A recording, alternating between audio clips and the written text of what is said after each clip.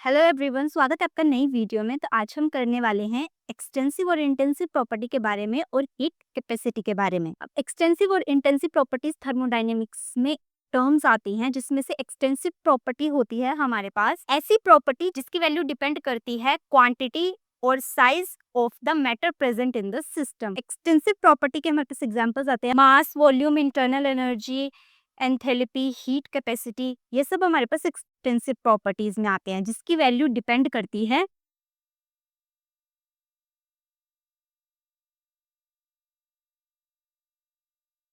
Quantity और मास के ऊपर।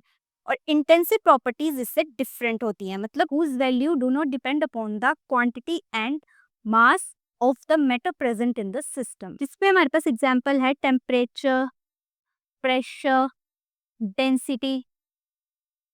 और इसके एग्जांपल है हमारे पास mass, volume, internal energy, enthalpy, heat capacity. तो ये बेसिक डिफरेंस होता है एक्सटेंसिव प्रॉपर्टीज और इंटेंसिव प्रॉपर्टीज में, जिसमें से ऑलमोस्ट हमें हर चीज के बारे में पता है। मास के बारे में हम जानते हैं, वॉल्यूम की इंटरनल एनर्जी के बारे में हमने सेपरेटली किया, एंथैल्पी के बारे में हमने आपको प्रीवियस वीडियो में बताया था डिटेल में। और यहाँ पर टेम्परेचर, प्रेशर, डेंसिटी, इन सब के बारे में भी हम जानते हैं। सिर्फ एक टर्म यहाँ पर आई है विच इज हीट कैपेसिटी। तो हीट कैपेसिटी को अब हम फर्दर थोड़ा सा इलेबोरेट करके स्टडी करते हैं। अब किसी सिस्टम में अगर हम हीट देंगे तो ऑब्वियस सी बात है उसका टेम्परेचर इंक्रीज होगा। तो ये चीज आपस में रिलेशन बनाती है जिसका फॉर्मूला होता है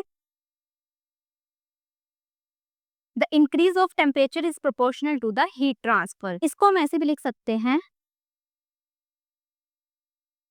जहां पर ये जो सी है इसको हम बोलते हैं हीट कैपेसिटी। हमारे पास वाटर की हीट कैपेसिटी बहुत ज्यादा होती है, क्योंकि वाटर का टेम्परेचर राइज करने के लिए हमें बहुत सारी एनर्जी उसको देनी पड़ती है। तो बेसिकली ये हमारे पास आता है हीट कैपेसिटी का रिलेशन। अब यहाँ पर दो टर्म्स आती हैं, सी तो हमारे पास हीट कैपेसिटी आ गया, पी प्रेशर, वी वॉल्यूम। ये आ गई heat capacity at constant pressure और ये आ गई heat capacity at constant volume. तो इन दोनों के बीच में एक बहुत इंपॉर्टेंट रिलेशन आता है। अगर मैं इस वाली इक्वेशन को एज अ कांस्टेंट वॉल्यूम ले लूं और फिर से इस वाली इक्वेशन को कांस्टेंट प्रेशर भी ले लूं,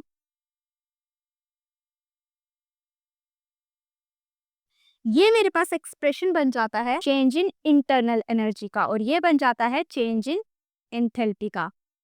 अब ये कैसे बनता है ये मैंने बहुत एक्सप्लेन करके प्रीवियस वीडियोस में समझाया है, जहां पर मैंने इंटरनल एनर्जी के बारे में सेपरेटली करवाया और एंथैल्पी के बारे में भी। तो उन वीडियोस को भी आप चेक कर सकते हैं। और सीपी और सीवी के बीच में डिफरेंस अब हम यहाँ पर लेंगे आइडियल गैस इक्वेशन। अब 1 मोल आइडियल गैस के लिए अगर हम इक्वेशन लिखें,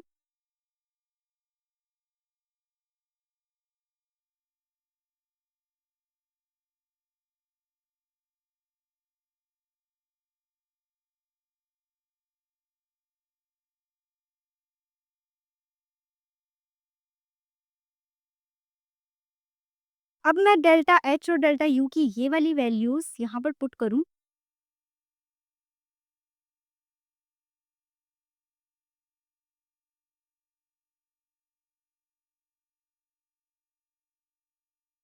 अब यहाँ पर डेल्टा टी मेरे पास तीनों जगह कॉमन आ रहा है, तो मैं उसको निकाल लूंगी, कॉमन ले लूंगी, मतलब डेल्टा टी को। तो मेरे पास बच जाएगा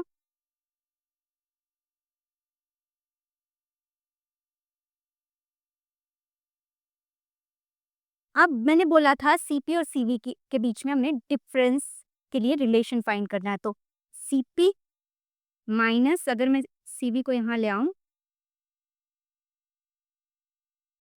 तो ये आ गया मेरे पास final relation which is CP minus CV is equal to R, जो हमने आइडियल गैस से डिराइव किया है। तो that's all about the heat capacity and relation between CP and CV.